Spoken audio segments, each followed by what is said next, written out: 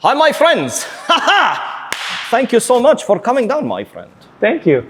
I'm Andrew Mirzowski, the executive editor of The Silhouette, and today we're going to be having shawarma and talking about Shelby Shawarma here in Hamilton.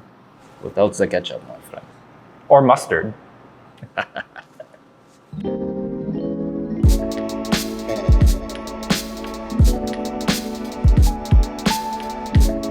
All right, so why don't you tell me a little bit about Shelby's? How did Shelby start? So, my friend, it's a very long story. You want the long story or the short story? Give me like a middle, but then also with pictures. Okay, I give you the summarization. Before 2014, my business partner, Mr. Yazin Al-Shelby, used to always tell me his mom would make the best shawarma. I really didn't understand that because the people eat shawarma outside. But he was very adamant, and he would tell me, one day I want to open a restaurant and showcase my mom's shawarma. And he called me one day and he says, "Hey buddy, I bought a trailer in Lambeth. Lambeth is a city just outside of London." And he says, "Hey, I'm selling shawarma now. Come and join me on this journey and we will sell shawarma together."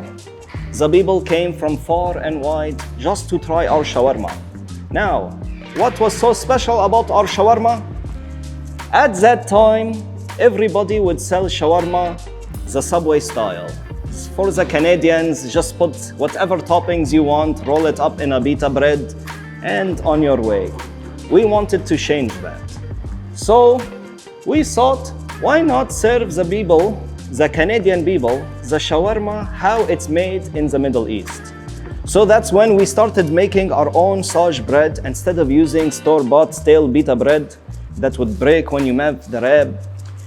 And we have the nice juicy mama's chicken. It's very nice marination. She really knows what to do with the chicken shawarma. And that is when we started this brand.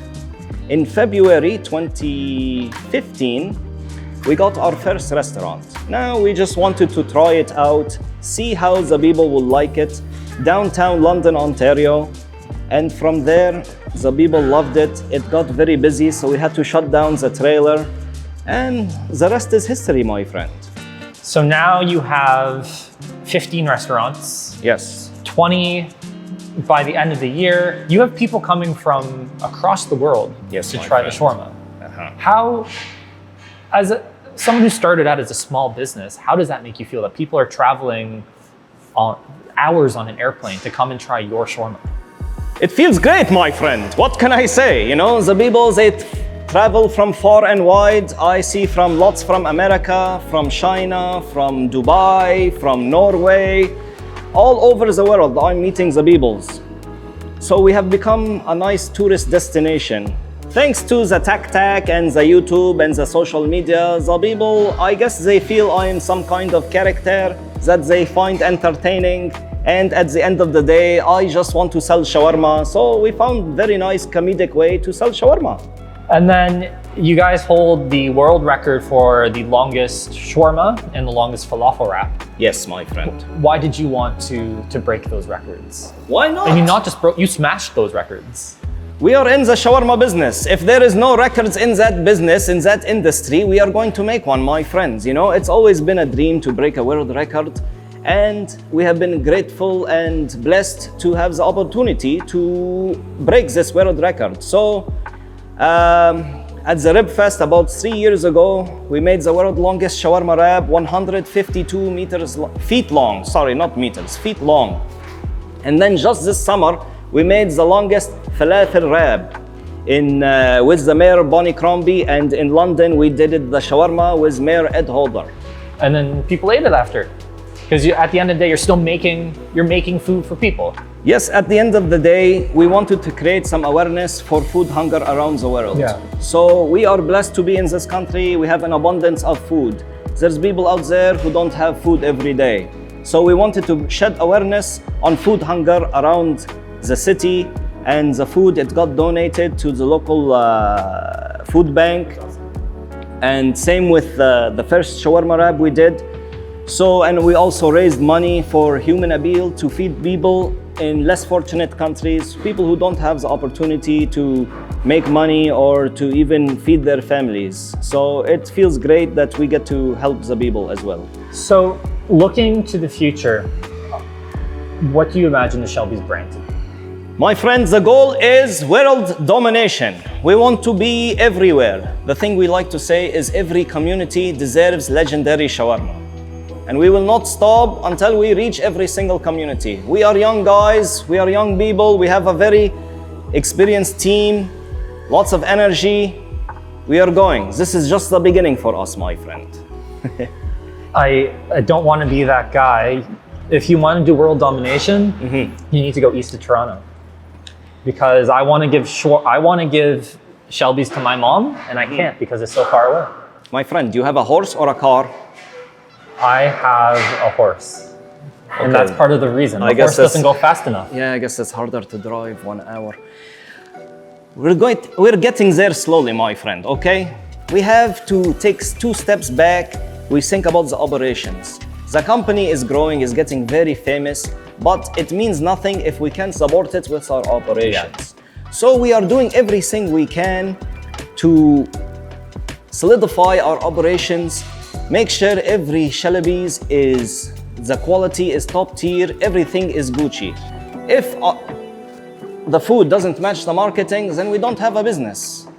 So we have mastered that, and now it's the time where we are growing, and we are going through a big growth process over the next few years. Every time we will be doubling the amount of restaurants we have every single year. So we hope that it continues to be successful like that, and we hope that the people keep coming and trying the food. So speaking of the food, let's talk about it. So what is the process to make shawarma? So the first thing everybody has to have is love in their heart for the shawarma. If you don't have love for the shawarma, I don't need you here, okay? Have you ever had food made by an angry person? Yes, and you can taste the hate. You can taste the hate, exactly, my friend. And when you can have something made by somebody who loves what they're doing, you can taste the love. Exactly, my friend. So everybody here, they love what they do, and that's the number 1 ingredient, my friend. After that, we have the fresh bread. You order shawarma, we make the bread fresh. We take the dough out, we put it in the press, flatten it out, put it over the Sage dome, watch the bubbles grow. I love bobbing the bubbles, you know. We flip a roux, I love you, and then we put the wrap. We put the toppings in the wrap. Now, who doesn't like a sandwich made on a fresh bread? I don't know who. Exactly, my friend. So if the bread is great, that is 50% of the sandwich right there, my friend. And then we only use the fresh ingredients. Let me tell you about our chicken, okay? So we have our chicken supplier. He has this big machine. It's like a cement mixer, okay? He puts all the chicken in there, and he puts the marination and all the stuff. And then he goes around in circles, tumbling it around. Now it gets the marination to get sucked in to the meat. So, you know, our chicken is not getting marinated in somebody's sink, you know? Because I know a lot of people do that because it's the biggest space they have. Yeah. Better that than the bathtub, though. Better than the bathtub. But rest assured, ours is made in a safe facility, my friend, not in somebody's sink, okay? The marination is inside the meat, not on the outside. So when you try our sandwich, you can taste the flavor, the juiciness, the tenderness, everything is in that. So you have the fresh bread, you have the juicy, non-sink marinated meat, and then we have the fresh ingredients. And I say, for a shawarma restaurant to be good, it has to be busy. And thank God we have been blessed to be busy, because the shawarma must spin all day long, and we must keep trimming, or else the chicken will get dry or the beef will get dry. Yeah. So that's why you notice if you go to other places, you might have some dry meat, is because you had to keep the heat on, and maybe the people are not coming in as much as possible. So it makes the shawarma drier and makes the experience not so good. Okay. So you have to be busy to be a good shawarma restaurant. Let's talk a little bit more about Shawarma Man. So you've grown to become a character on the internet with a whole bunch of different sayings. Stuff like, don't forget about the Bepsi, no ketchup. How does that stuff come? One day I brought my friends to a shawarma shop, And he asked the shawarma man to put the ketchup on the shawarma. The shawarma man replied to my friend and said, if you want ketchup, go to McDonald's. And from there, I recognized that ketchup does not belong on shawarma. And that's why I even have the ship and I protect the culture and I make sure the people don't put the ketchup on the shawarma or else they might get a whack. I have a little birdie that goes around town telling me about the people who put the ketchup on the shawarma. And those people have a flying ship come at their head, go psh, like that, you know, might get knocked out. But all in all, it's all in the lightheartedness. The Bepsi in the Middle East, I didn't make that up. In the Middle East, we don't have the letter B. Okay. Yes, we only have the letter B, not B. So in Arabic, it says B, Bepsi.